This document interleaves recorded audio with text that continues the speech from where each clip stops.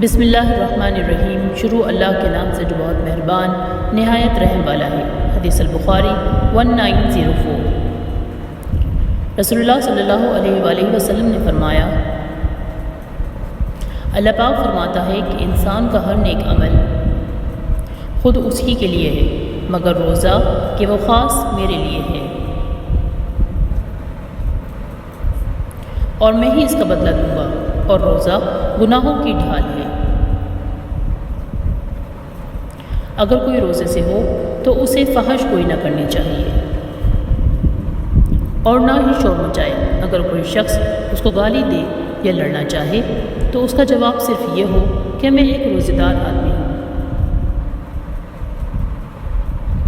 اس ذات کی قسم جس کے ہاتھ میں محمد صلی اللہ علیہ وآلہ وسلم کی جان ہے، روزے دار کی منہ کی بو اللہ تعالیٰ کے نزدیک مشک کی خوشبو سے بھی زیادہ بہتر ہے۔ روزے دار کو دو خوشیاں حاصل ہوں گی، ایک تو جب وہ روزہ افطار کرتا ہے تو خوش ہوتا ہے، اور دوسرا جب وہ اپنے رب سے ملاقات کرے گا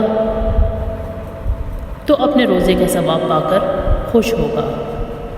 کتاب صحیح البخاری حدیث نمبر 1904۔